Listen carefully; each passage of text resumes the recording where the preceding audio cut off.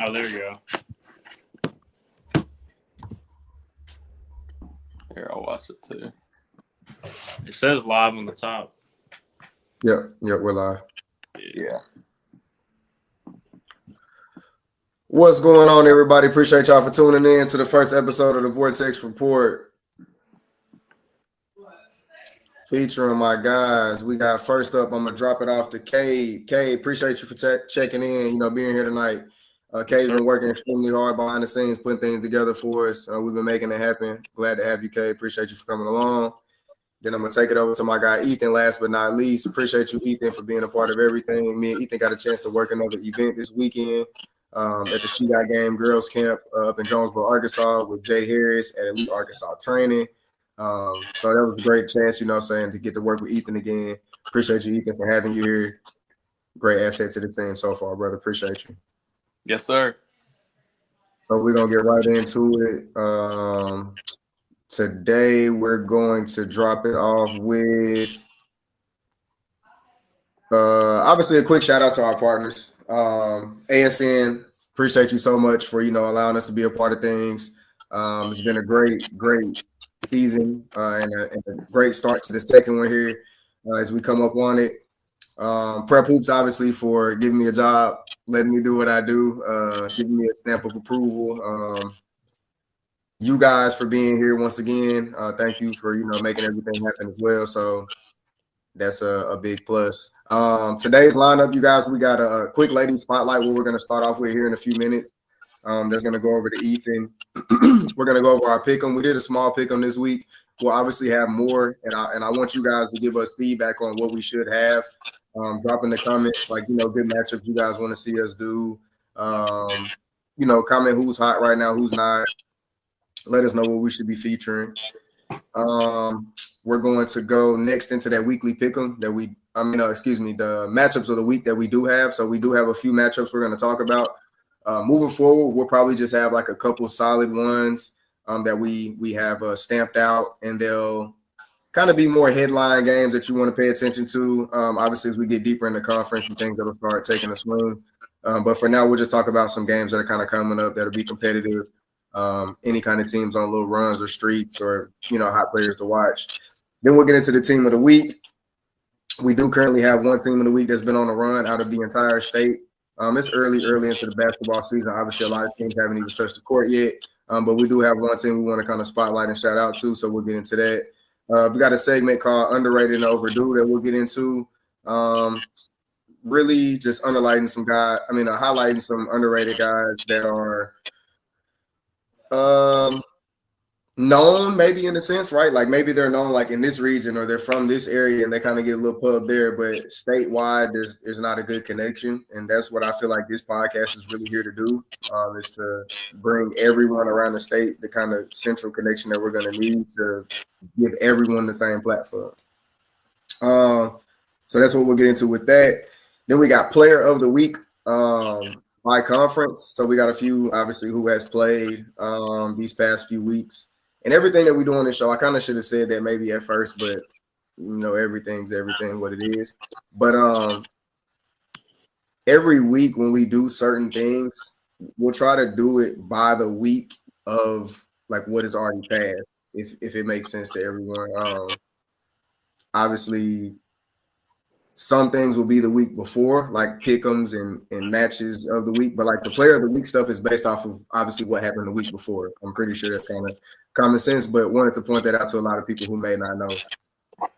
Power rankings. So we will have a top 25 overall, no matter what conference, no matter who does what. And it'll pretty much be based on, each person out of this group's rationale on where they place each team and why. And we'll let the fans obviously chime in on that and be a part of that with our voting system. So we'll have that coming up as well. And then we got the outro signing off. So we'll hand it over to Ethan if you're ready to go with the first segment for the Lady Spotlight this week. For sure. So we are covering majority boys basketball in this podcast, but I also wanted to give a shout out to some girls that have done really good across the state. Most of the girls on my list for this first edition, I have seen play personally or have seen film over. So I want to start out with Alexis Davis of Sloan Hendricks.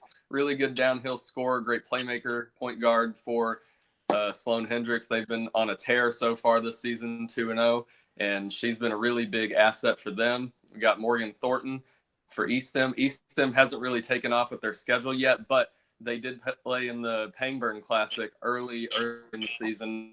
She did really well for them over there. I believe had 20-something points that first matchup back. Cajun Gunnels from the South, Emerson, a 1A school down south, but her and Coach French have been doing a really good job maximizing her abilities, keeping her all over the floor and filling up the stat sheet night in and night out. And also Chandler Gathright, BIC, she is leading that offensive charge for the Mustangs. She has done very good. She has great footwork. She's obviously can score at all three levels. And then Ashlyn Cossey of Westside Greers Ferry, running state champions, and she has been very good offensively for them as well, a good pull-up shooter. So, guys, any thoughts on those first five? I think it's a Vic. I'm not a big girls guy. So out of this list, I have actually worked with a kind of I won't say kind of. I did at a camp last year at a camp for Elite Arkansas training. She was the entire number one standout of the entire camp. Very, very multi-positional skilled. She could do everything from 1 to 5, literally. She's got a little bit of height. She got a little bit of length. She can shoot the ball well. She doesn't. She's not afraid to bang up, getting a rebound. She definitely has some exceptional qualities as far as like speed for her size. Certain things like, coordination at that age for young ladies is a little bit different than it is for guys. You'll catch a guy in 8th grade dunking, you know what I'm saying? Things like that. So her coordination was a little bit higher on track than I saw from a lot of other girls that were at the camp. But I know Arden Vaughn on this list for sure. I've heard of Ashlyn Cossey. I got the chance to watch her. I was actually courtside at the state championship game last year, And so she balled out in that game. She was actually the best player probably on the entire floor.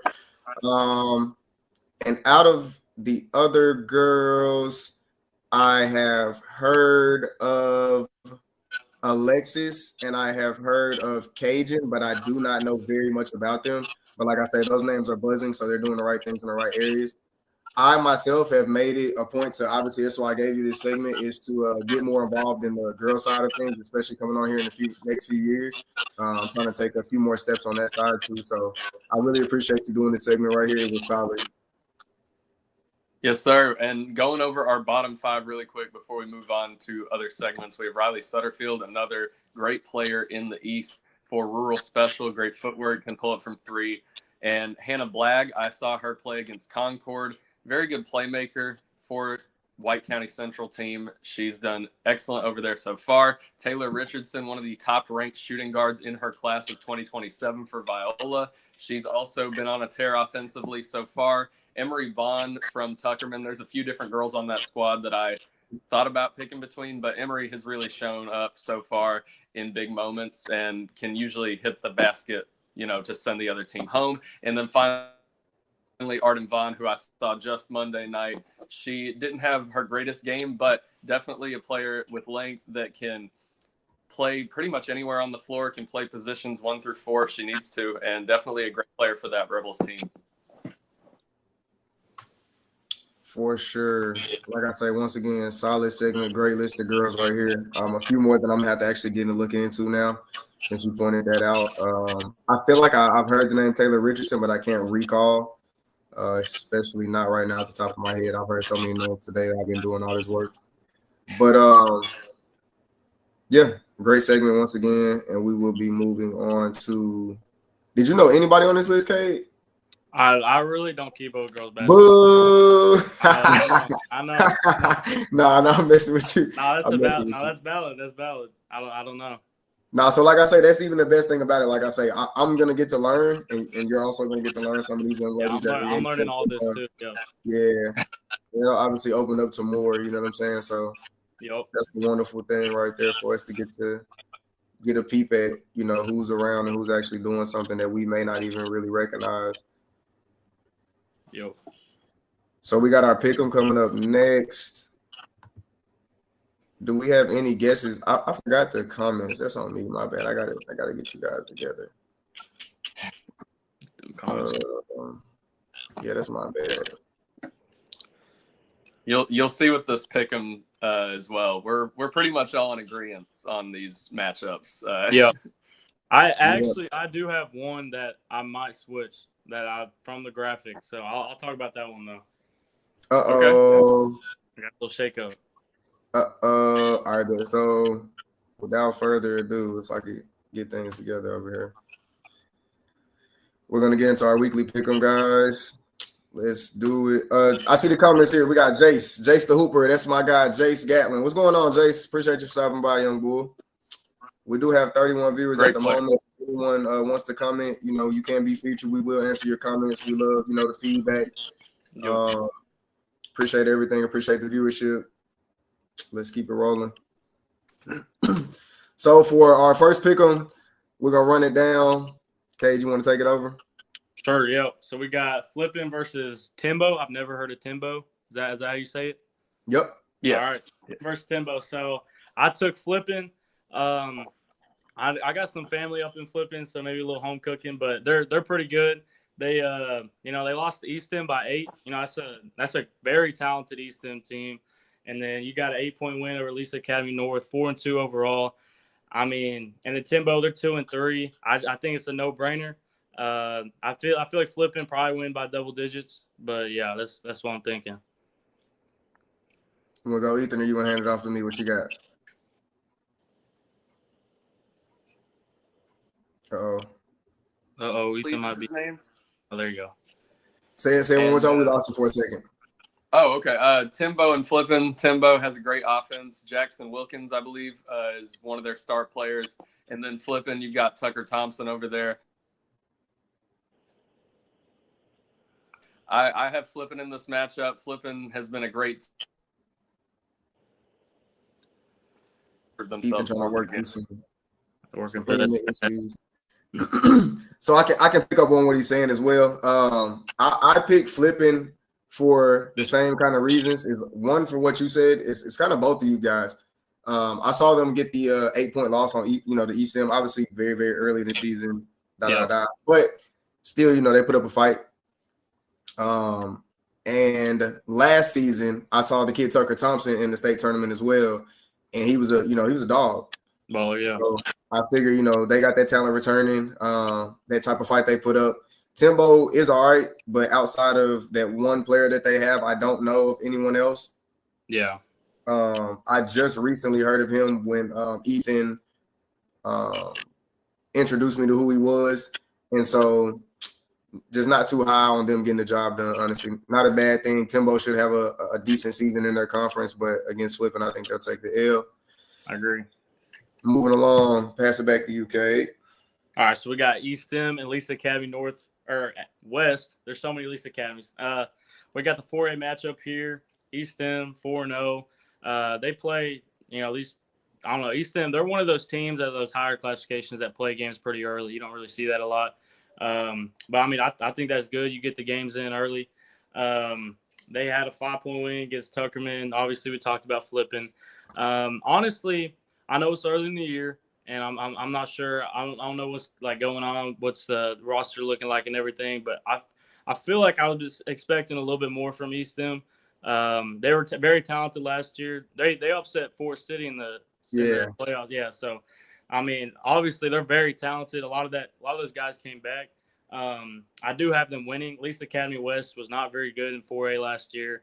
I think it could be a game. I mean, Easton's playing close with these teams, but just history. I got to take Easton probably about 10. Yeah, I was just gonna say Easton by 10, pretty easy if you ask me. Yeah. Part of it is. I did go get to catch a practice of theirs recently. They practice really hard. They do have a lot of young guys coming on. They do have a few core guys that came back, like you said. So putting that mix together on the floor against a team who didn't perform well last year, who didn't really get any better, versus a team who has gotten better, who is getting better throughout, the course of the season already. East End by 10 easy for real. Then let's see if I can get Ethan back in here 2 seconds. Let me see. Let's try to get him in there. Let's see. He said he was back, but I don't see him in the lobby. So yeah, I do not see him. Let me see. You can keep going. If we get him back on right here in a minute before we get these last few done, he can just go over his by himself, pretty much. All right, sounds good. All right, so we got Bay versus Huntsville. Yep. This is the matchup that I'm actually gonna flip here. It says I've taken Bay. I'm gonna flip it. I'm gonna take Huntsville. I kind of look more into it. Bay, very talented team. They're down in 2A, 4-1. Beat Sloan Hendricks this year. Their only loss against White County Central. Very talented team. Huntsville, honestly, my initial thought of Huntsville, I was like, I've never really heard it. Like, I've heard of Huntsville, but I was like, I don't hear anything about basketball or anything. Looked them. I mean, they're 21-10 last year. And, I'm pretty sure they're 4A. They're pretty solid. I'm gonna flip it and take Huntsville. I feel like I know one of their guys. If I hear the name, I'll know. But Bays. We're gonna talk about their star player later. They obviously have talent, but I think Huntsville, it's their first game. They're gonna come out, and I think they're gonna beat Bay. For sure. I'm rocking with you all the way up until you switched your answer. Yeah. No. So Huntsville is for sure like a sleeper team, right? Yeah. But I don't know about who's going to be returning. You know what I'm saying? I haven't checked on them this season yet. Obviously, everything hasn't even gotten the swing for me. And so I'm betting on Bay because I have seen them so far early in the season. I've seen a couple of their players up close and personal. I do know a handful of their players personally, you know what I'm saying? So I know their coach is a great coach. So I'm kind of betting on, like, obviously bias here, which I try not to even throw that word out there, but we haven't seen Huntsville. Like, we haven't seen them yet. Right. I saw them last year. They sent 2 kids to college from what I know. One kid was talking to me a ton. Why did his name just drop out of my head? Was it Caden Dodger? No, it was I know is the other one. I'll find it here in a second. I will find it here in just a second. Titan Skates. Oh, yeah. Yeah. So that's who I kind of was familiar with last year, but obviously graduated. And so I don't know who they returned. I don't know what they have. I don't know what they look like at all, which is a really tough thing for me in some areas of the state where I don't get to see much of them until kind of like playoff time or later on in the year when I do get a chance to spread out. And so that's a team that I will be looking forward to seeing again. But I got Bay in this one. So we can run it back real quick for Ethan. You gave us your pick was flipping. We already got that one correct. And then you went through that one. So who'd you have out of Eastham and Lisa? So that one is Eastham and Blevins. Both of them are going to be undefeated. Okay. Both of them are coming into this matchup undefeated. Eastham has been on a tear recently. They have a lot of depth, and especially with Coach Patel. He's a very strong coach, obviously, in the state of Arkansas. Blevins with Xavier Basil leading the charge. I think in a combined 2 games early in the season, he had 75 points. So this one's going to be a battle for sure, but I'm going to go with Eastham just out of experience-based, considering how Coach Patel runs his program. I see them taking it. And did you guys already talk about the Huntsville Bay matchup? No. So now we got to run this whole thing back. So we tried to go through your segment without you, which obviously – that didn't work because we got the team wrong, right? So we had already gave our picks on and I mean, I knew Blevins when I made my pick. I just honestly forgot right now. So yeah, I don't know what I was thinking, but yeah, that was my bad. No. So, but I do have to go back and kind of review. I do know Blevins, right? So Blevins does have a talented team. They will put up a fight. This will not be an easy game. We were saying East End by 10 because we were thinking it was Lisa. It was like, all right, good game, No, this will be a dog fight. But sort of some of the same things that I said earlier will come into play, like you just said. I already said, Coach Patel is coaching, pretty solid there. And I think he'll find a way to take the shooter out of this game. Xavier Bazell is the leading scorer over there, if I'm not mistaken. They do have a few other pieces to work around with, some younger guys.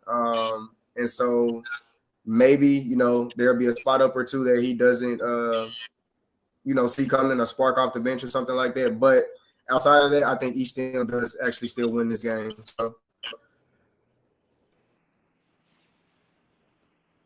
okay, that's on you. You got anything else to say? I know. Yeah, I know Blevins. I think Bazell was actually at the Kirby game last night that I was at. I think I saw him there. I think he was watching. So, and 75 points in 2 games. That's ridiculous. So, it's a 4A versus 1A, but they'll for sure put up a fight. No, I definitely agree. All right, so now we can go back to Huntsville. Ethan, we did talk about Huntsville, so you can go ahead and review the Huntsville and Bay game a little bit more in depth, and we can kind of tag along. Okay, well, whenever I was trying to figure out my network issues on my internet, I did hear a little bit of the conversation, and I definitely think Huntsville's an underrated 4A team going into this season for sure, but they lost those 2 guys, and when you kind of have seniors going in and out, happens to a lot of teams every year. I feel like your first game back, you're trying to figure out where you flow. But Bay, they've already had several games to figure out where they perform with players like Jacob Willard, Gabe Williams. And so I'm going to take Bay in this matchup. I know it's unpopular to pick the lower classifications over the higher ones, but I really do think Bay could come out of this on top. It's definitely going to be a dogfight for sure, though. Yep. So some of the same things we said, like I say, I don't know any of the guys really over at Huntsville anymore. I know they did replace the missing guys with a few people that stepped into those roles that were there last year, who had a significant part in their little, not much of a Cinderella, but obviously, a much better season than what we know Huntsville to play for normally. I haven't heard of Huntsville in basketball in general as being super competitive in a while, so to see them back around is nice. 4A versus 2A, Bay, some dogs. I know them personally. I just rock with the home team on that one. I already said that. We can move on to the last one. We got Hot Springs versus Parkview. Fellas, take it away. What we got? Yeah, I'll start here. This is more my forte, but 5A basketball. I played 5A basketball the last 2 years, so it's more my forte, I guess. We got a Parkview team who last year, let's just say, was not the best, did not perform to their standards. But I really feel like, and we saw in the summer, they're going to turn it around. Getting Jacob Lanier, huge transfer. But at the same time, we also got Jaden Slaughter, who just transferred to Central, which is crazy. That's I did not see that one coming. But they got Aiden Hansberry. They got a lot of guys that are going to be tough. Parkview, they got a squad this year. And then you got Hot Springs. You got Coach Hayes. His son just went to UAPB, played against him. He's a dude. I like this Hot Springs team. I saw both of these teams in the summer.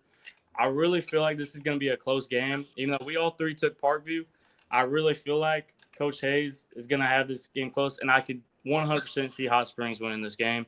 But with that being said, I'm going to take Jacob Lanier, the top 100 player, and I'm gonna have Parkview on top. What you got, Ethan? I definitely think after that Jaden Slaughter transfer, a lot of people are underestimating Parkview a little bit. I know he was a key component to kind of what their success would be this season, but I still think Parkview has a lot of fight left in them, especially with Jacob Lanier. And they've just got a lot of great players that can do a lot of different things on the floor. Hot Springs, you mentioned Coach Hayes, a very well-coached program for sure. And with him leading the charge, obviously, it's a strong program for sure. This one is going to be one of the closer matchups within the next week, but I do see Parkview taking this one. Yep. And a bunch of the same thing that you guys already said. This will be a great coaching battle. It will be a great matchup. Too much talent on one side. I think a guy that a lot of people are asleep on that I really do like to highlight is Aiden Hansberry. He did go over and get the Peach Jam win this summer as well, so he was a part of that squad. When you play that high-level basketball, when you're a intense, you know, when it really means something to a kid, you can tell it's different, right? I see this all the time where you can literally just pass the eye test, right? But you don't have it in you. It's what everybody calls, you know, the mama mentality, right? Stuff like that, right? But you see it all the time. But that's the kid right there who has it, who really wants it. He wants it worse. Like, he wants it so much bad, you know, he wants it so much more than you do that you can see it in him. But kid that I really like to highlight, Aiden Hansberry. I think he will be, if not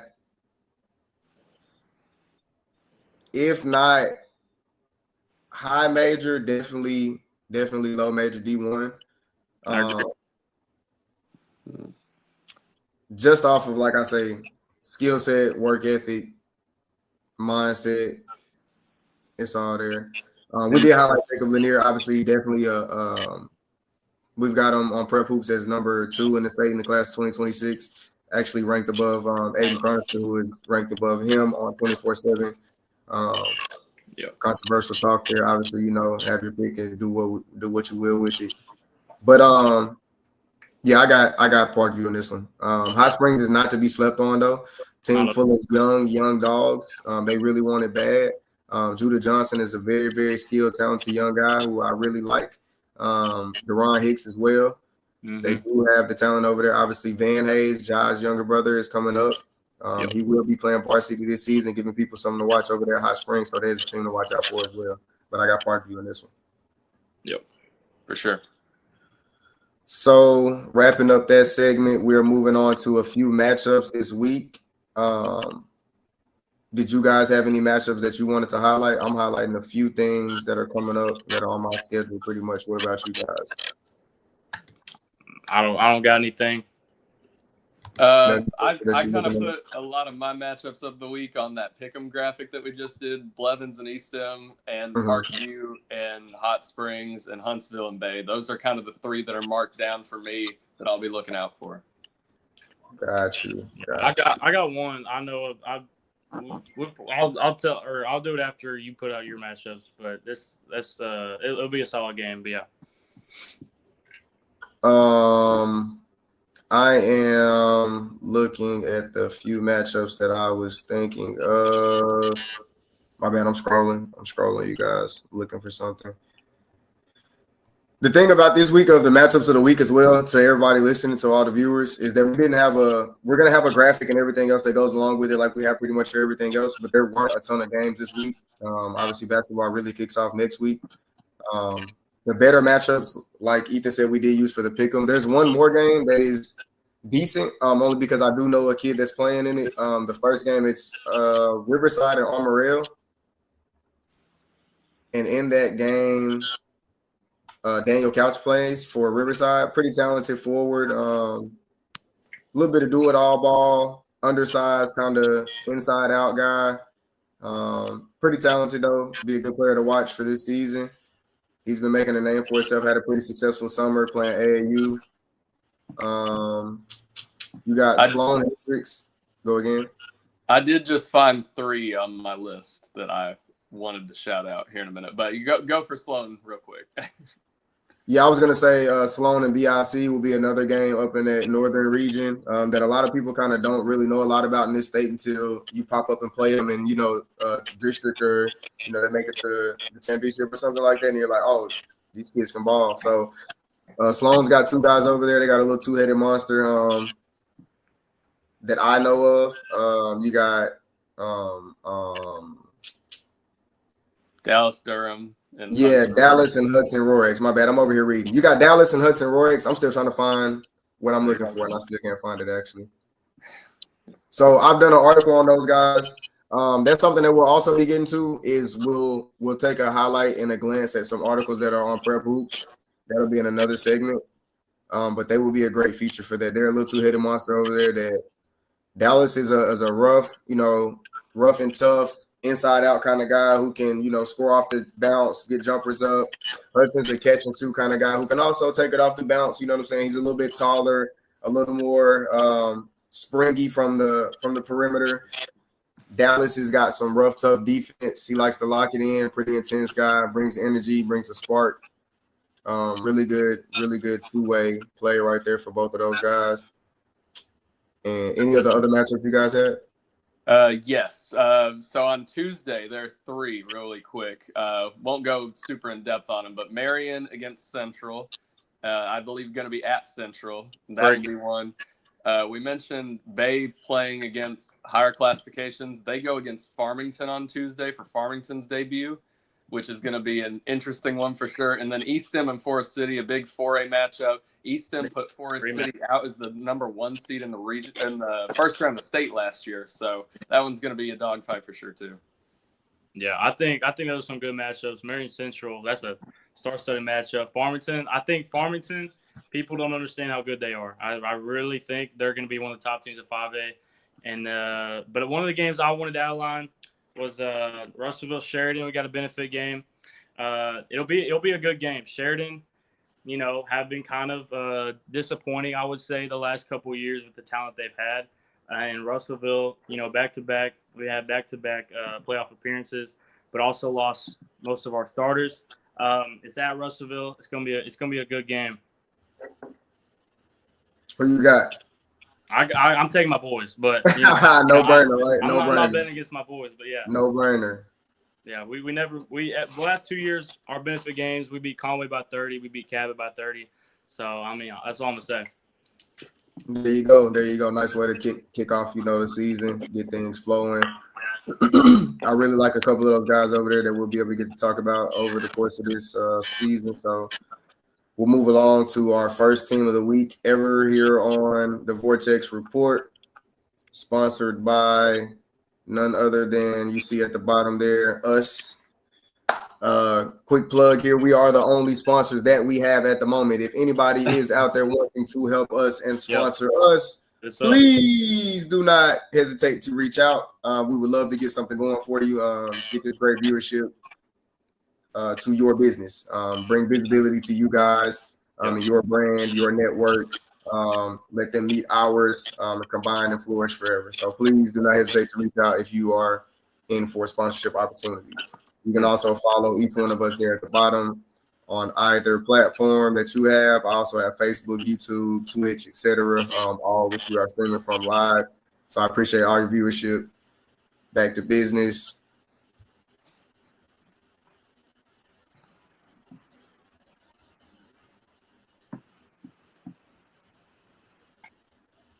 Moving on to our first team of the week. Introducing, get a drum roll. Yep. We got Kirby, team of the week, 1A. I went to both of their games. Played 3A, Maumelle Carter, beat them by 11. Played a phenomenal game. We had Wyatt Stewart come off the bench, little redhead.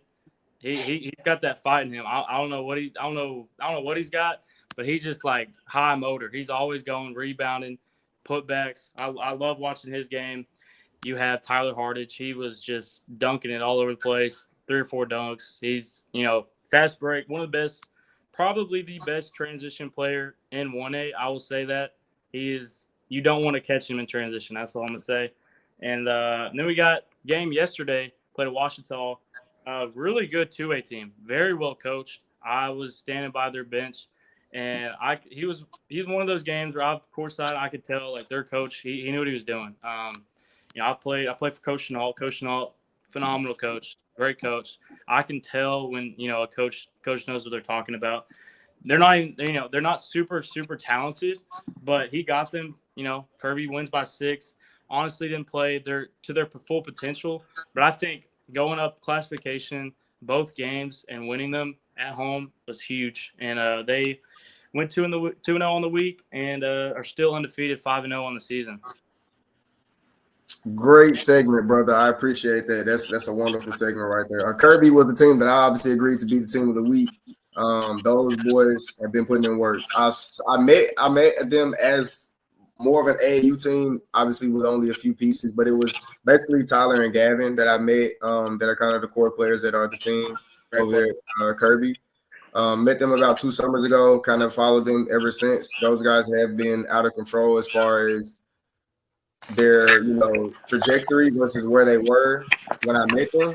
They've actually shot way through the roof of where I even thought they would be as of now. Tyler could dunk in, but the stuff he's doing now, the way he's handling the ball, the way he's making decisions has grown so much more than what it was. Gavin's shooting the ball so much more than he was, he's shooting so much better.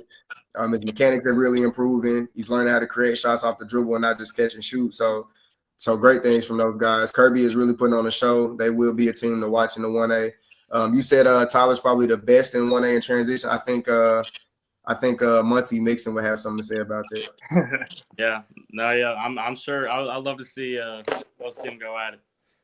Yeah, that would be a great matchup there. So maybe we catch that later on in the playoffs on a little playoff prediction matchup there. Yeah, no, that would be a fun matchup. Definitely for regionals. Next up, we have got underrated and overdue, which is my segment, right? And so for my segment, like I say on underrated and overdue, what we're going to do is I'm going to share my screen here in just a second. And I'm going to highlight a couple of players off of Prep Hoops that I've done write-ups on that are kind of obviously lower ranked on the website there, but obviously still very skilled players.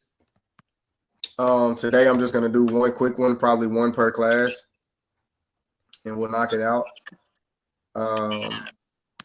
If we have any commenters that want to be a part of this, I'll give you guys a chance real quick. If you just drop a number 1 through like 100, it will give me a chance to pick out whoever that player is ranked. I say 1 through 100. I should say, I guess, like maybe 30 through 100. So it could be obviously a player on the the lower end. But if we don't get a comment here, I'm just going to let you guys pick, give me a number, and then we'll rock with that. So moving forward, this segment will be a little bit different. This will be a sole crowd input. We do need you guys' help for this one. On the underrated and overdue, we really want to know who's underrated and overdue. I see a guy's name over here in the comments who is very underrated and overdue, named Jacob Willard.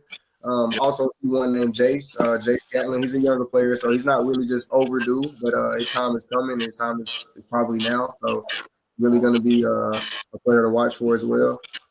So I see Coach Burton here saying they go to Sacred Heart Friday. A kid I know over at Sacred Heart is Joe Summers, pretty talented 2028 kid. Yep. So those are some underrated names, but trying to give a few seconds here for some comments to flow in. We've got quite a few viewers. Drop a number 30 through 100 viewers. Hurry up. I just need a few numbers. Drop me a couple. Please do me a huge favor. We got 50 people out there watching. Just drop a number real quick. Let me know you're here. Anyone. Anybody, please. What we got? 30 through 100. Kobe Huey. So that's a great name. Actually, I can I can do that. I can highlight that. I can go to Twitter and highlight that, or X actually. But Kobe Huey is another Nevada kid who I just kind of caught on to recently. I met him a few summers ago. Not a few summers ago, excuse me, a few seasons ago. They played in the state championship versus Mark Tree. I ended up stopping him and talking to him after the game, and told him to keep up and follow with me, as he went on and grew, and he has. And so it's great to see him growing and prospering on the court as well. So let me share this screen. That whole Nevada team has really developed nicely this year. They've got like 3 or 4 guys on that team that are doing really well. Yep. So we will.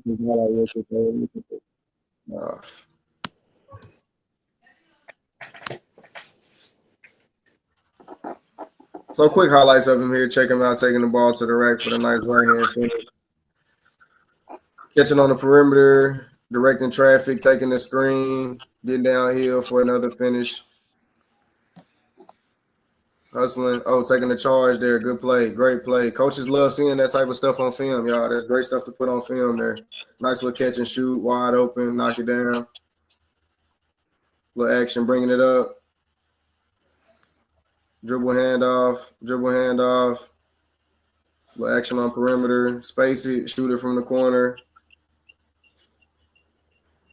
Nice little 1A guard right here, growing. I think he's 6'1" now. He was about 5'8" when I met him a season and a half ago. So he's hit a little growth spurt by now. Knocking down a couple free throws. So Kobe's definitely a decent player in this game. They beat Emerson by 24 there. Took the dub. He had 17, 11, and 7. So nice little stat line for him. Nice way to hoop out. Have we gotten any comments back to? Let's go. We got 32 and 55. Let's check it out. 32 and 55. So we're going to go into our senior class. Actually, let me stop sharing this tab. My bad. I'll start sharing the other one. Was that highlight not even on the screen for y'all? No, I didn't see it, no. I don't think it was on the stream either. And y'all just now telling me? But Y'all have just failed me miserably. Y'all have just failed me miserably. All right, cool. Hey, we're behind by a little bit. We are so very much behind the 30-minute timeline. No, I meant on YouTube, like. On the tracking. I got you. I thought you were talking about the time. All right, so let me see. Is this video still not sharing? There we go. Boom! Now here we go. All right, cool. So let me do my little rundown. Let me get Kobe his airtime. This is my bad fans. This is my bad fans, viewers, and family. So we got Kobe here. Nice little drive with the finish, right? Get into the lane.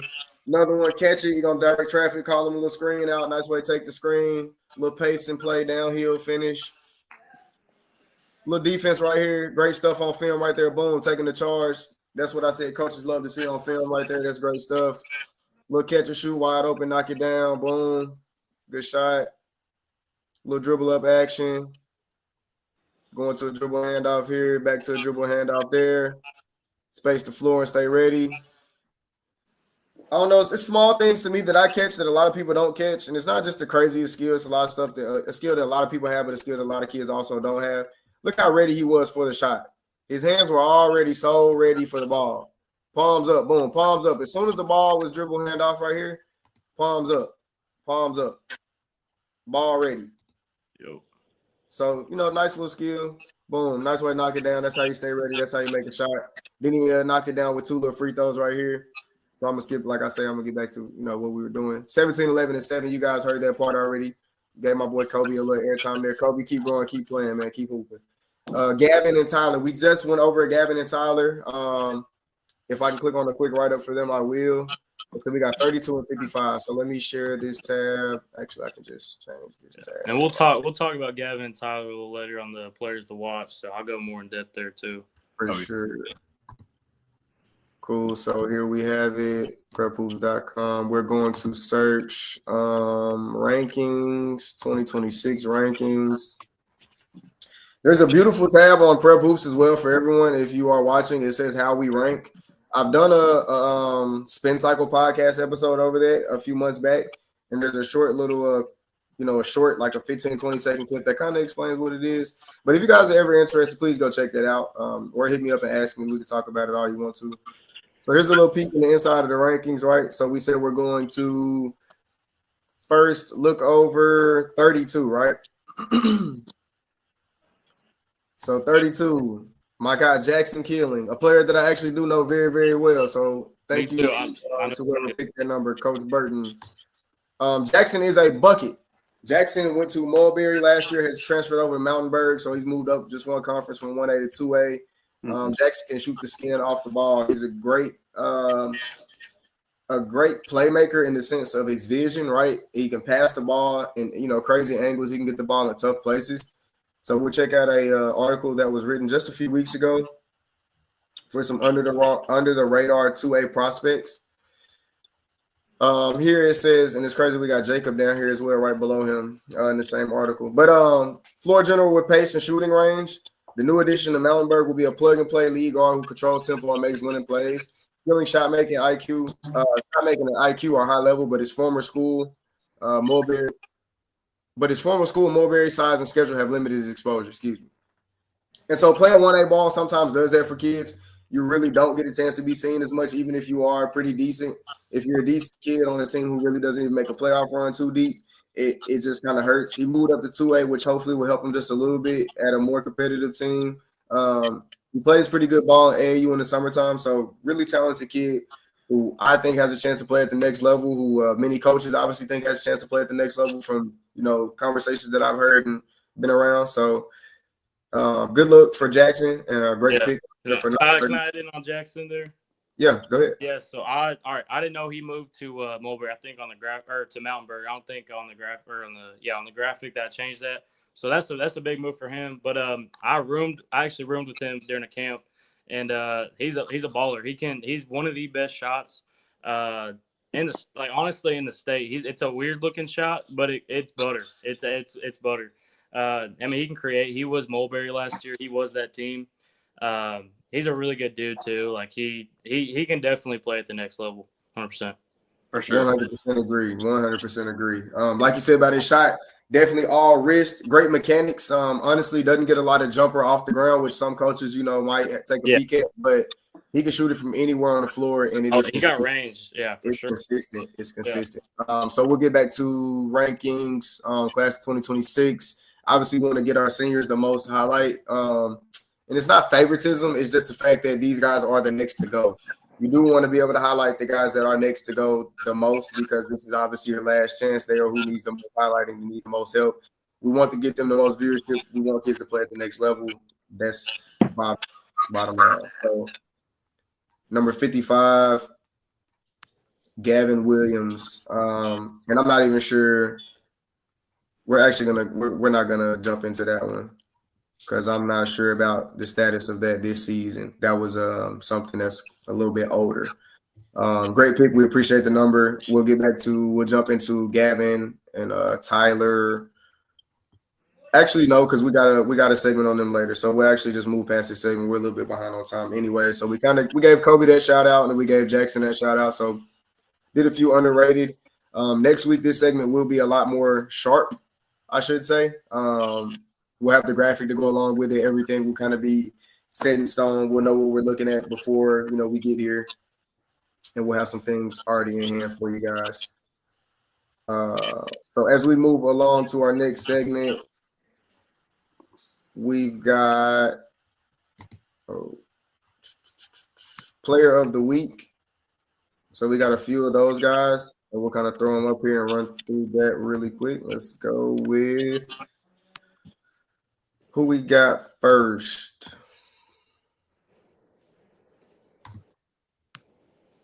Yes, sir. All right, we got Jacob Willard here. Ethan will probably know a little bit more than me, but I can throw some stats. So last night had 23 points, which is low key like a bad game for him, which is crazy. 23 as a bad game is crazy. Had 37 the game before. I mean, to put up 37 in high school that's impressive. That's why I think Bay has a shot to beat Huntsville for sure. He's gonna take over this team, and he's gonna lead them pretty far in the tournament for sure. Ethan, what do you think about Jacob? Jacob Willard, a guy I've known since last year, was a very big part of Bay's team last year, obviously, and has become, I think, an even bigger part this year. They've got a lot of scorers on that team, but Jacob seems to always get the highest stat line, especially when it comes to points. And Vic, you mentioned a second ago kind of about graduating seniors, trying to propel them to the next level. Jacob is definitely a guy that can play at the next level, but he is not, I don't believe, has any offers going into his senior season. So he's definitely a guy that I would look out for this season. I think he's going to take Bay a long way, and he's only developed and gotten better since last year. Yeah, he's had some crazy stat lines already crack out the season. He has a few last year as well. He is a talented kid with bigger size, does not care too much to play defense. Like I say, doesn't mind to guard anybody on the court. He can rebound for a guard, something that I like to see him do a lot more of on a consistent basis. He can shoot the peel off the ball. Great player, and he definitely will play at the next level, even though it hasn't just rolled out to him yet. There's no doubt in my mind that he's going to play at the next level. So very talented right there. Our player of the week right there for 2A is Jacob Willard. And we've got a few more here for you guys. And this is pretty much just like I say, you guys got to remember everybody hasn't played as far as conference-wise, so we don't really have too many other outside of – oh, no, that's not the right graphic. My bad. We don't have too many others outside of what we have already. We got to go off who's played. We can't have a player of the week that hadn't even hit the court yet. Yep, exactly. Also, I believe Jacob with over 10 double-doubles last season. So with that, him already developing past that for this season, it's going to be scary in 2A for Bay. For sure. No, that's tough all the way around. Like you say, 10 double-doubles, like I say, I love to see him rebound the ball more, so I think he can up that number this season. But it'd be something definitely to watch for. That was all for players of the week, right? Yeah, unless you want to get into those players to watch, we could. I mean, I know we're short on time. We could just throw up those graphics and say the names, or we're gonna run that down. Yeah, and then we'll have power rankings in the next, probably not next episode, probably 2 weeks out, so that everybody can actually get a chance to hit the floor. Most teams can wrap up football. We can give an honest ranking. We don't want to give an early season ranking where some teams haven't even got to play 2 games. Yep. So we'll go into the players to watch lists. We do have quite a few. These are something else that we'll take submissions for. So you guys just give us names. We normally make a poll on each one of our stories and stuff like that for names. If not, just DM us names. Hit us up, comment names on this to watch anything. So we'll start with a few players from 1A. All right. So y'all are probably going to know a little more than me. I'll for sure know Kirby, though, and obviously I know Jackson. But so I'm going to go over those Kirby guys, and I'm going to go over Jackson. I'm going to let y'all get everyone else. But Tyler, high flyer, transition. He's improved his game. He can really do everything. He's just a fun player to watch. He definitely, you can get the highlights with the dunks. Great player. Both him and Gavin, both class of 2027, so they got another year. Going on to Gavin. Gavin can shoot the lights out.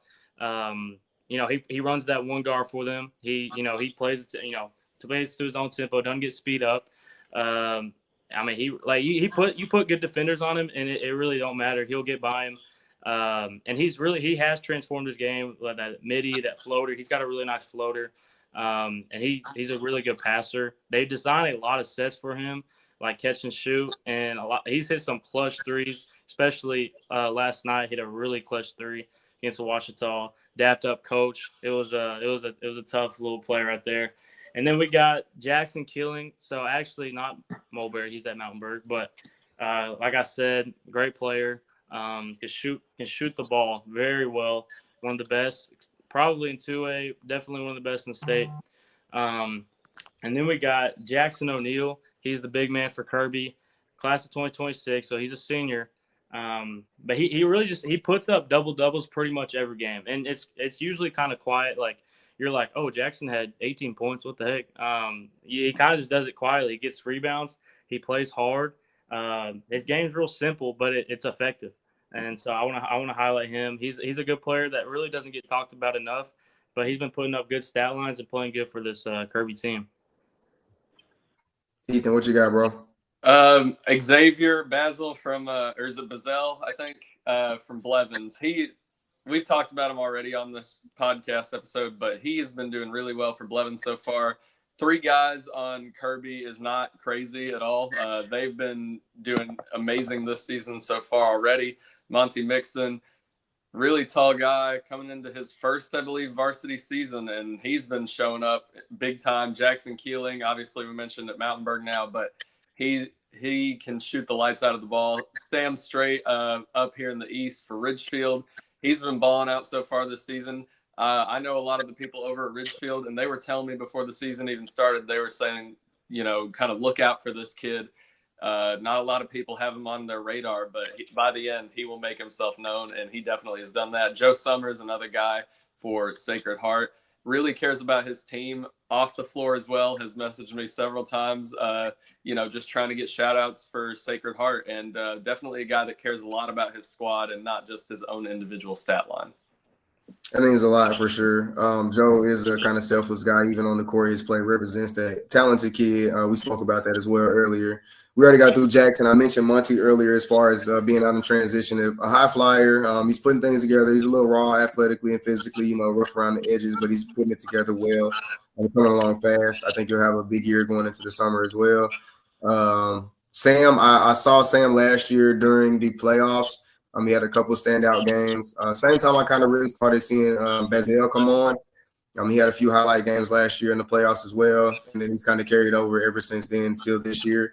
So a great group of guys right here that will be names to watch. I don't know Landon. That's something I really just made a note of in my mind as I'm watching. I'm looking. I'm like, I really don't know Landon at all. So I'll have to check that out. I'll have to get into looking and seeing what he's about. But one thing I do know is obviously that's why we're doing this. Like I say, we're doing this to give players a platform, even players that I may not know. Now it gives me a chance to go find them. So thank you guys for those names that you have input, that you've given us a chance to go check out. Real quick, Vic, I do want to mention Yep. Landon. I believe he's had 3 20-plus point games already this season, so he's definitely been doing well for Columbia. There we go. So he's already lighting it up. Definitely a player that I need to get out and check out. Yep. We'll get into 2A real quick. Yeah, so we'll go over this quick. I'm gonna go over the guys that I've kind of watched. I kind of know. So I'm gonna start off with Jacob Willard. Obviously, we've already talked about him. 23 points, 37 points. Main guy for Bay. Y'all talked about him. He can play at the collegiate level. So I feel like he's gonna show that over the course of this season, especially big game, Huntsville 4A matchup. So do that. And then we got Rylan Brown. I'm pretty sure. Correct me if I'm wrong. He transfer, right? But then he came back to Cedar Ridge, right? Yes. Okay. So he's back at Cedar Ridge, back in 2A, and he's gonna tear up for sure. And then I got the triple. I got the 3 in England. And honestly, I'm not even there's Lando. I'm putting Lando off the list. Lando is a player. So my sophomore year, Coach Morgan was there at Russellville. He went down back to England, and he's got a squad this year. They didn't get it done last year, but I really think they're the favorites in 2A. They've got Aiden Scribner, Trent Arnold, Jaquan Mays, all of them high flyers. You're going to see a lot of highlight plays from them. And I think if they can put it together this year, they really could put a run on 2A. And it could, I'm not going to say it's going to be easy, but they could make it look really easy. I agree with you. That team really was supposed to do big things last year and had a few things go obviously the opposite way for them. Lost in a buzzer beater in double overtime, a crazy game. Yep. Great game. Rylan Brown is obviously another name that is ringing bells around the state. Plays at Cedar Ridge. Obviously, if anybody knows Cedar Ridge, the Reeves brothers. Austin Reeves is obviously known very well around the state. But he's obviously has his own path, right? He's got his own trajectory. He's not necessarily their style of player. They weren't as heavily touted, I guess you could say, probably coming out as he is. They were probably, Austin was very much more well known at the time around the state, I feel like, than Rylan is. Rylan is getting much more recognition in a sense, obviously, overall on circuits from teams, multiple squads, like you say, ended up trying to trailer that didn't, get to happen. So there's a lot to be interested in his game. A lot of back to the basket stuff, physical player, growing with the outside game, jump shots pretty well come along.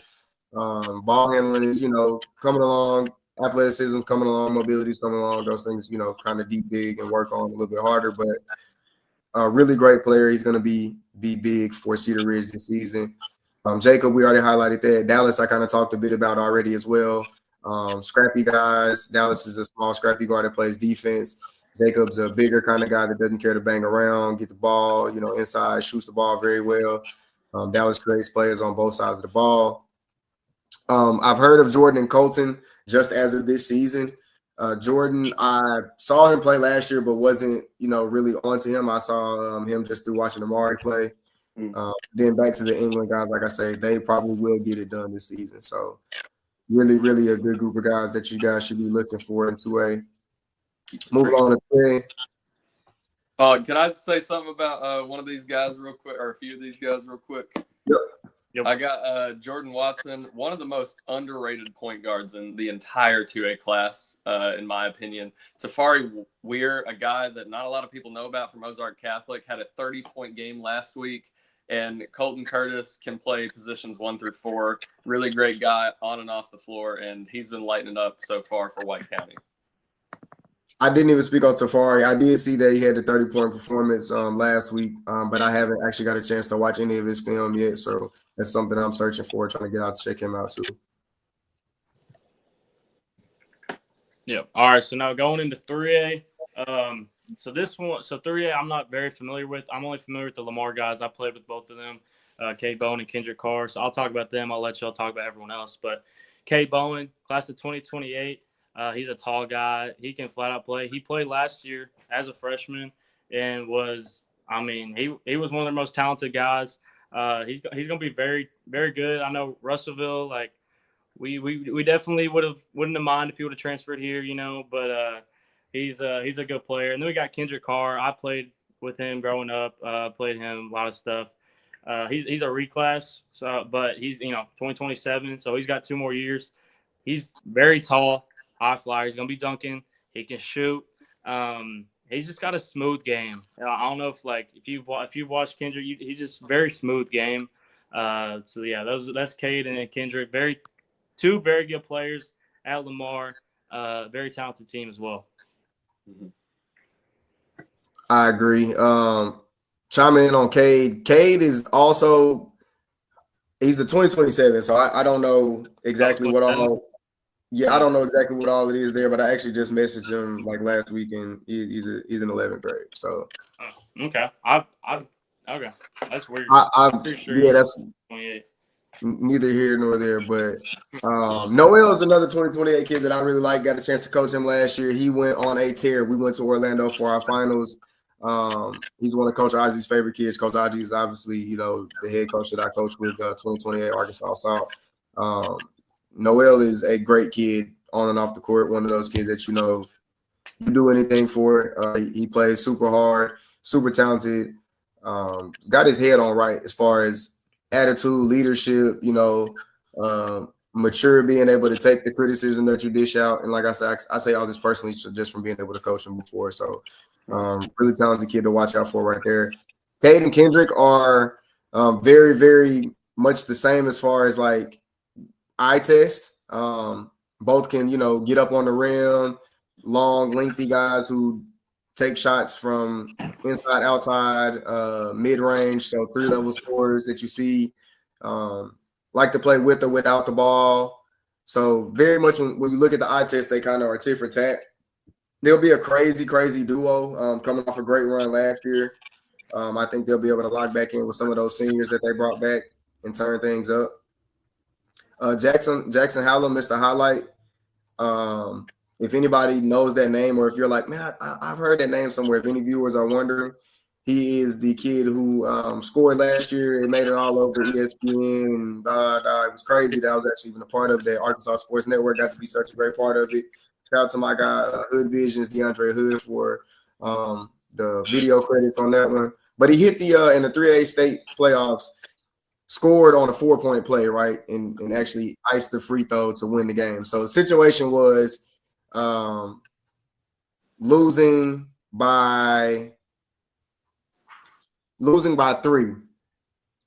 So hits the 3, gets fouled on the 3, hits the free throw to win the game by 1. Crazy, crazy events. Another player to watch out for, though, not just because of that highlight play, obviously. He's a skilled guard. He can make plays. He can shoot the ball. He's growing as far as size, muscle, you know what I'm saying? So he's on the right trajectory path as far as being an athlete, looking like he wants to play basketball as he's graduating. And so a kid to definitely watch out for in the 3A. Tyler Bill is also another one of those guys that made a run in the 3A state playoffs last year. Talented guard with a good court vision, pretty athletic, plays great defense. Could be a little more disciplined on defense, though, but does play great defense, harasses the ball handler well. Like I said, pretty athletic. He plays quarterback. He's got good vision. Aiden Jones is like 6'11", I think now, so he's almost a 7-footer. You don't find that often. We have them come through every few years in Arkansas, and they always turn out to decent players. So obviously, coaches are all on that. I've talked to a few coaches about Hayden. Good kid, solid work ethic, wants to get better, and will get better. So very bright future for him. Jaden Young's another talented athlete, plays football as well. Small package guard, does a lot athletically, gets up in the air, makes good plays on defense. As far as getting in the passing lanes, even changing shots from bigger guards. He's not afraid, to take on a challenge. Good scrappy player. Trey Credit is another player that I'm not too familiar with. I just kind of started watching a little bit of film on him, saw him this summer. Pretty interested in his game. Looks like he can do a little bit of everything on the perimeter as far as kind of handling the ball, passing the ball, making a few shots, but I haven't seen much past that myself. And then Braylon Coulter is a player that I saw last year also in the playoffs. Made a bit of a name for himself there, doing the dirty work. And so another interesting glue guy that I would love to get into seeing more of. Noel, sorry. Yep, go ahead. Noel, definitely a guy that impressed me. I hadn't seen him play before the showcase at Elite, but he really, really showed up there. Caden Kendrick, not too familiar with them, but they're definitely guys that I've watched some clips on, some film on, and they're definitely guys that are going to be big for that Lamar team. Tyler Bell, obviously, along with MJ Washington, the duo that leads that Osceola squad. Hayden Jones played for Arkansas Kings over this past summer. And I wanted to mention a stat line that he dropped just last week: 16 points, 28 rebounds, 8 assists, 6 blocks.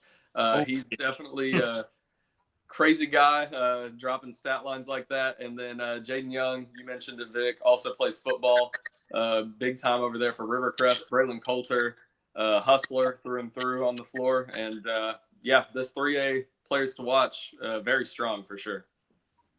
A bunch of athletes are in the 3A, man. 3A is super slept on every year just because it's like right under that cusp of where they get kind of like good media coverage. And like I say, you don't know too many players until you see them at the end of the year, until they make it out of regionals and stuff like that. So really good, talented, quality kids over there that a lot more people need to get into seeing and looking at as far as college level, JUCO, stuff like that, NAIA. And those guys also need to understand that it's okay to go that route. Just because you came from that smaller area or college or school, it doesn't make a difference. So for sure. Moving to 4A, we got the hometown kid. Take it away, Cade. Yeah, we got a couple of these. I know everyone down from Bo Bell down, so I'm gonna go down. So Bo Bell, great player. I know he played on off too, right? Yes. Yes. So familiar with Bo Bell. He's a good player, junior out of Nashville. And we got Anthony Hester. Played him last year. He absolutely torched us. Coach said he can't shoot. I don't know why Coach said that. I don't know why he said that. Yeah, he dropped 20 points in the first half.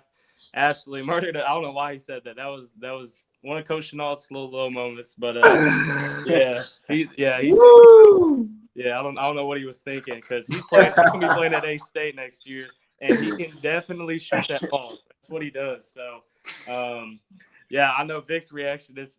I thought the same thing when I heard it too, because I'd watched some film. I'm like, this dude, he can shoot. But all right, whatever. So then we got Lane Webster, high flyer. He's got D1 offers. He's got, I think, like 3 or 4 of them. Yeah, really good player there in Brooklyn. I know Ethan, you probably know him very well. And then we've got Isaiah Templeton. I played against him growing up. He's Morrilton kid, very talented, committed to UCA. He's going to be really good. He was really good for them last year, and he's going to step it up again for them this year. Great player. Then we got Micah Moore, who also another guy I've played against. Little guard, literal call. He was very talented for them last year. Don't let the size fool you with him. He can get down. He's going to play. He's going to play hard. He's going to shoot the ball well. Micah's for sure a player, someone that will play at the next level. And we've got J.C. Jones, Arkansas Tech commit down in Pottsville. Another one of those guys that he's one of my good buddies. I played with him growing up. He is going to carry this Pottsville team. Him and Cade Brodigan are going to be great players for them this year. He scored all 3 levels, and he's a great player. Going to be at Arkansas Tech next year. Then we've got Baton. Is it Padak? Yeah. Okay. So I'm very familiar with him. I know he's a lefty, high flyer. I really like his game. I've watched some clips over him. I really like his game. Go ahead, Ethan. I'll speak on the two Brooklyn guys first. Being a Brooklyn alum, I got to commentate these guys all last season. Lane, obviously very well known around the state, but Sawyer Wright, definitely a guy that I think a lot of people sleep on just because Lane does, pop out as the most flashy player on that floor, but Sawyer can knock it down from three. He doesn't have any offers yet, I don't think, but he's definitely a guy that I think could take a big step this year. Javon Ray, he just transferred from Lisa Academy and brings even more depth to that Eastham roster. Bo Bell, who we thought was going to be at West Memphis Christian, transferred back to Nashville. I got to see him last year during the 4A state playoffs, a big contributor on the floor, showed up all AAU season for Off to You. Aunt Hester, got to see him at the state finals last year when they took that championship. Great player, really puts it all on the floor. Vic, I'm sure you were there, but there was one play where he fell kind of on his shoulder, and I heard the crack in that arena. Everybody did, and I honestly thought he broke his neck or something, but he gets up, tapes his wrist right back, goes right back out on the floor to play. And, yeah, definitely a baller for sure. Templeton, got to see him last year. Big three-point shooter, UCA commit, obviously. Micah Moore, kind of probably the guy I'm least familiar with on this list, but I watched some film over him. Definitely a guy to look out for that Hall team. JC Jones, Arkansas Tech commit. Got to see him again last year. I believe in the same game that he hit 1,000 career points, had that game winner, mid-range pull-up. That was pretty fun to watch in person. And then that last guy, Paydak, definitely one coming into this year that a lot of people are going to be on the lookout for. Yep. So I'll go from bottom up. Vatan is a player I just most recently got to see a few months ago, maybe like a month and a half, 2 months ago in a good workout. He had a play similar to Anthony Hester, like took a real hard hit, took a real hard fall. Everybody in the gym almost stopped. He got up and he was like what y'all stop? Like it's basketball, let's run, let's go. Like, so that definitely put me onto a new side of like realizing who he was as a player. Like, no, he's a dog. Like he's qualified. Yeah, he's certified. And before that, I already knew he was a skilled player, you know what I'm saying? But I got to see some of his emotion come out in that workout. And so it really showed me a different side of him. Very, very talented, very skilled, plays at his own pace, makes great reads, plays off ball, plays dirty work, defense, you know what I'm saying? Does the dirty things, like I say, take charges, just a boxer, seal the lane for another guy to come hit a wide open layup, does great things off the ball as well. So Vatan is I honestly think he's gonna go D1.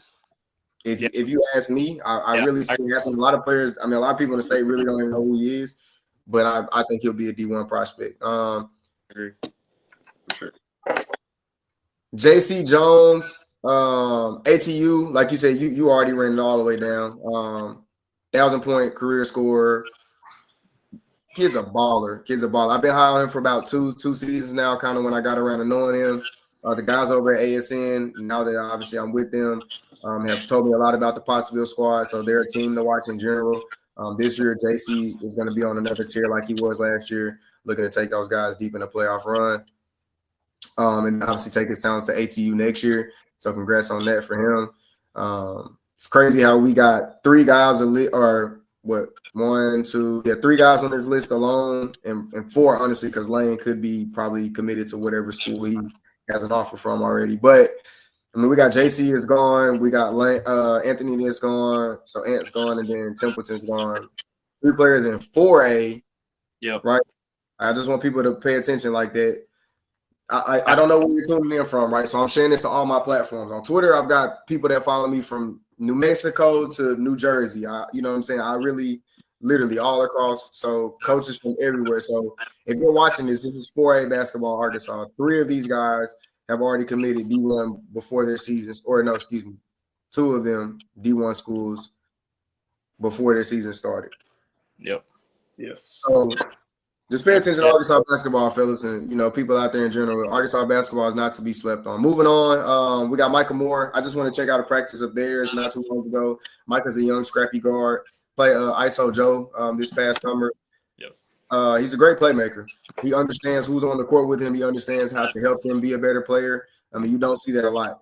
Normally when people are saying that, they're kind of like fluffing and they're trying to find a way to make a guy sound good or try to get a glue guy to kind of stand out. But Mike is really a player that finds out where his teammates are better, excelling at, and gets them there. Templeton's a great player, like we already said, shooter. You guys didn't really mention that he played with AAO Flight this summer, so he played against some other D1 real high major guys. That's a big asset to his game, showing that he can play with those guys on that level, make plays around them, and play with them.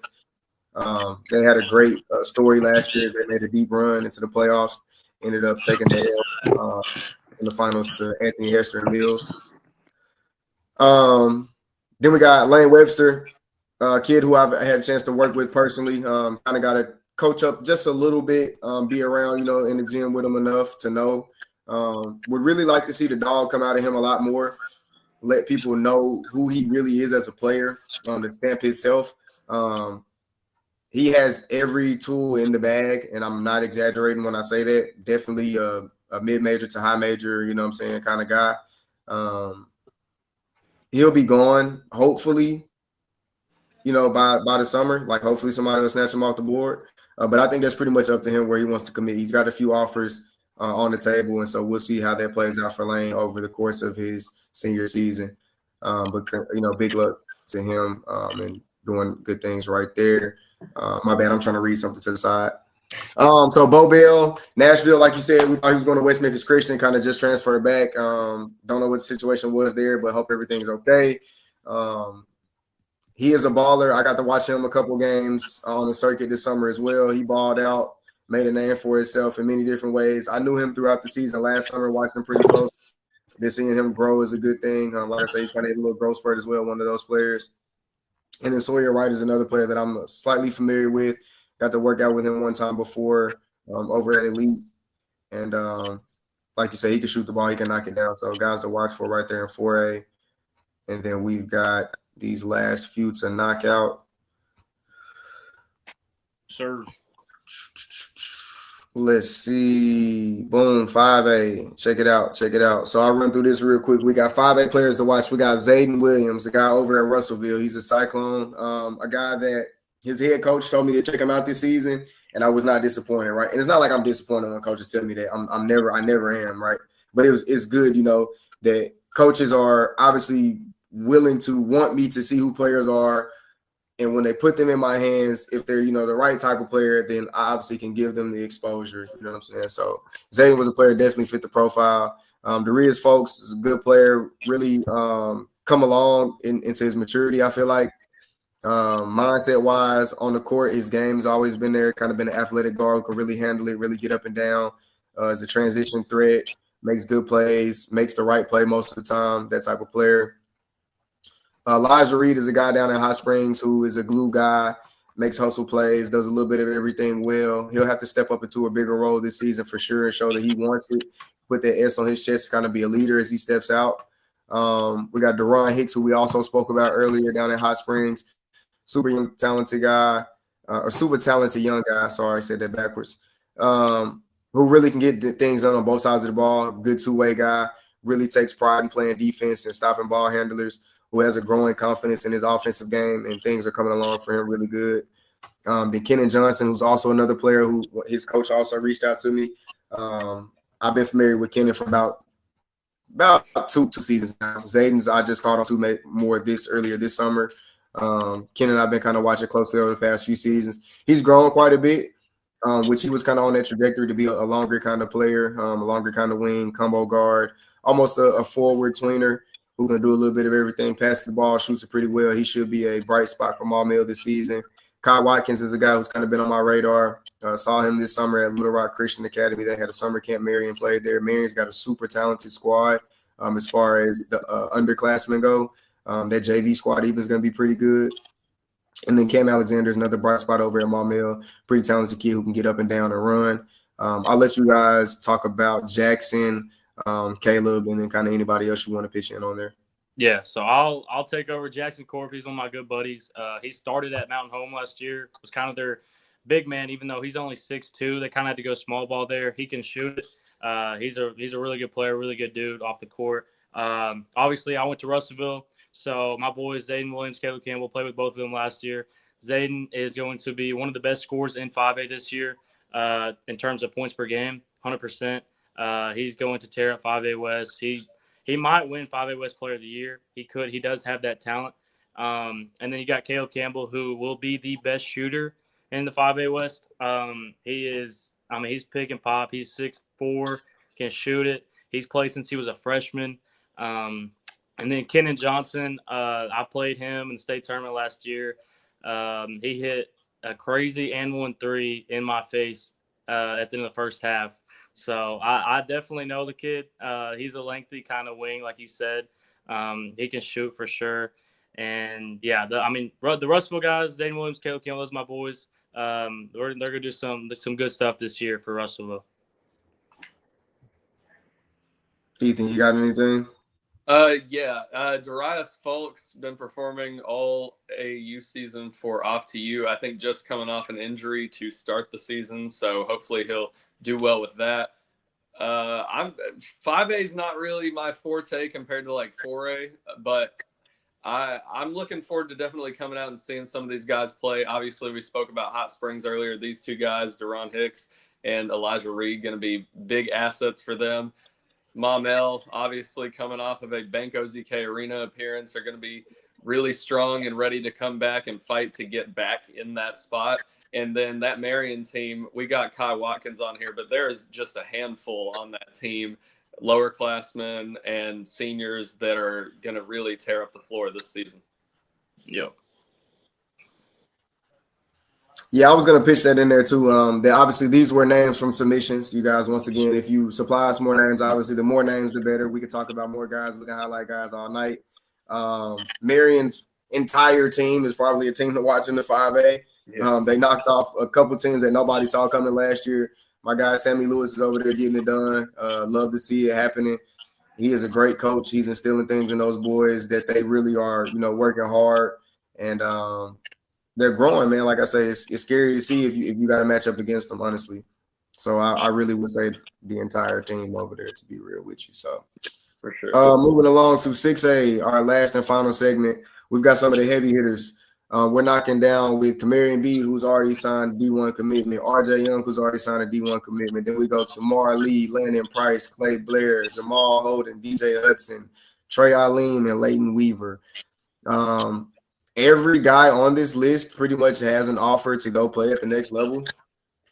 No matter what level it is, whether it's D1, JUCO, whatever else, every guy on this list does have an offer to play at the next level. Like I said, a few of these guys have already committed, which is once again a beautiful thing to see. But you kind of always want to see is guys being able to get those offers and lock in that school before their senior season, and then go let their senior season just be that as their senior season. They don't have to worry about the pressure of not having an offer or somebody else getting a commitment.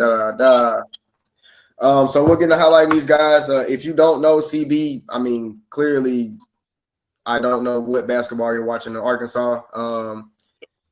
He is the premier point guard in the state, if you ask me. The poster boy for point guard in the state of Arkansas, if you ask me. That's what an Arkansas point guard should always look like. I've been heavy on his tail, trying to get people to realize who he was for 3 seasons now. It's a kid that I vouch for probably harder than any other kid in my tenure as a scout. Just because as much as I believe in him, I know his work ethic, the type of things that I know about his past that he's been through from, speaking with his family and things like that.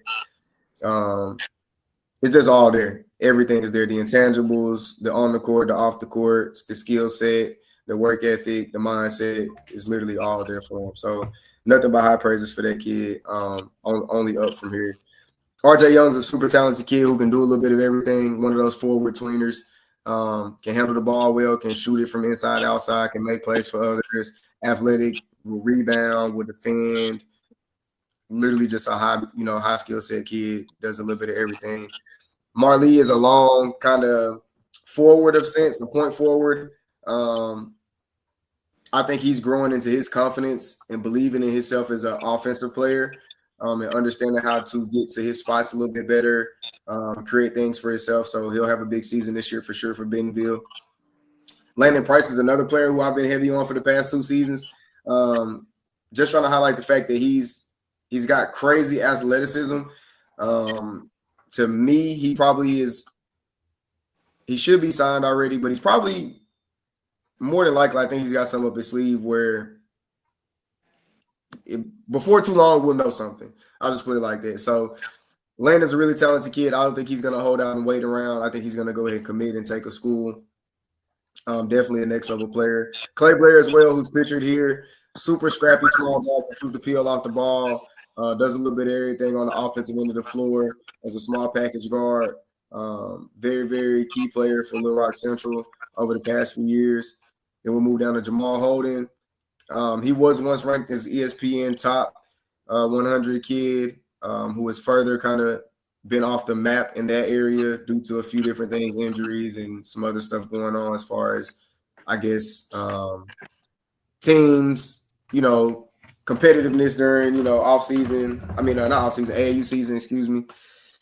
Then you got DJ Hudson, highly touted kid right now. I've got him top 10 in the state for sure. As a senior, coaches are all over him. He's got offers pouring in. He'll be a kid who just keeps racking them up throughout his senior season and gets to go where he wants to go. So he could play at any level, literally from the top to the bottom. I promise to you, literally, he could go anywhere and make an impact.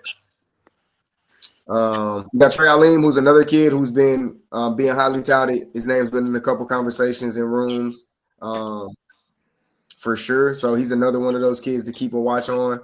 Kind of in that Anthony Hester lane, like where Ant's at as far as ability to be a leader of a team, play through certain things with the mindset that he has. The skill set is kind of different, obviously, but both very talented skill guards, kind of built the same a little bit there. Just a kind of nice comparison here in the state that's kind of close around the area. Then you got Leighton Weaver, a talented kid who I'm very high on as well. People did just know him as a shooter, and he's worked so hard on his game to become much more than that.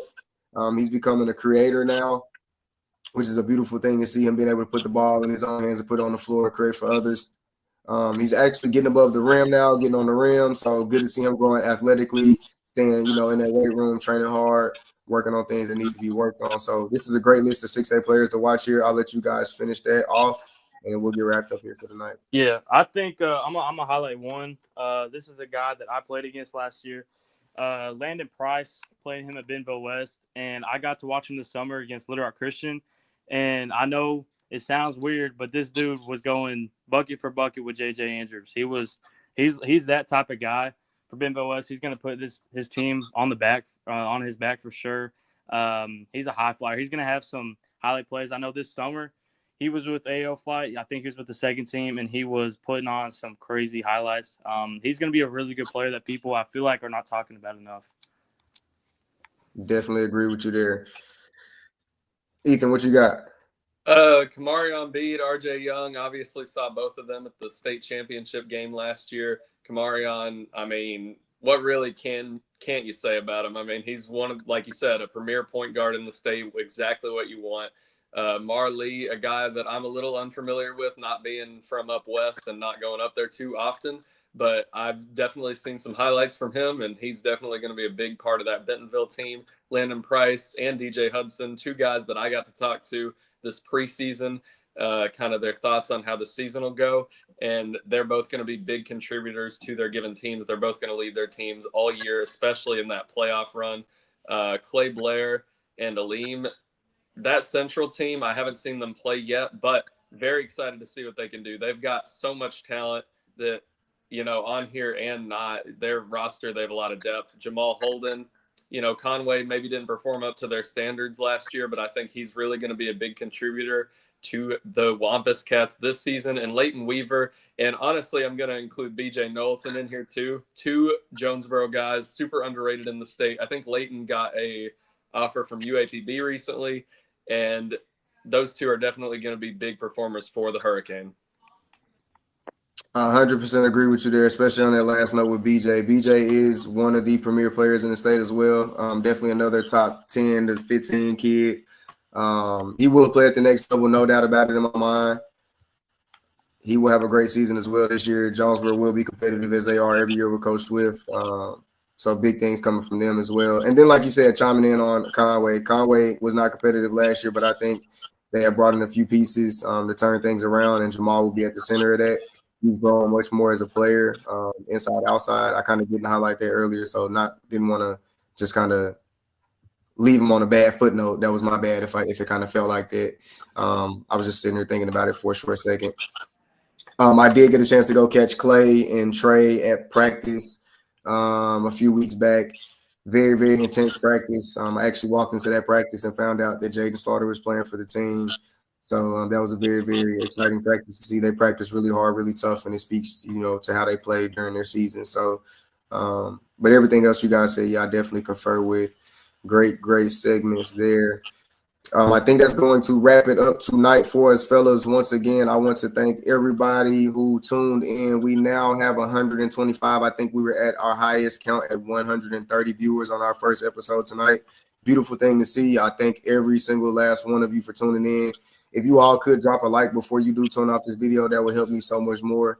A comment is very, very greatly appreciated. If you come back and check this out, please leave us names to add to these player watch lists, right? So we've got the girls player watch lists, we got girl spotlights, we got weekly pick'ems that'll be coming, we've got team of the weeks that'll be coming, right? We've got players of the week that will be coming. We've got more players to watch in each conference that will be coming every week, guys. All we need is you guys' help to obviously keep us on point on what you want to see, right? None of this is possible without our viewership. You guys will make this thing go. We're obviously able to do enough, or we're obviously able to do so much, but sometimes so much is not enough, right? And so we need you guys to make up our slack. You are the biggest part of this show. Without you guys, there is no us. So we appreciate you all viewers. Sponsorships, please get at us. Anybody who is wanting to get to this wonderful sponsorship, we do have packages available throughout the season. It will be through the networks that you see at the bottom, the companies you see at the bottom, Arkansas Sports Network, C.12Media, EthanMurphyMedia, and myself, Vortex Sports Arkansas. We do have media packages available for you guys. Please get in contact with me, and I can get you to what you need to see. Outside of that, that is it for episode 1. Signing off. Cade, I appreciate you. Ethan, I appreciate you guys. Great episode, fellas. Great work. We will definitely be back next Wednesday, 8 o'clock for the Vortex Report. Appreciate everyone. We are signing off. Yes, sir. Sir.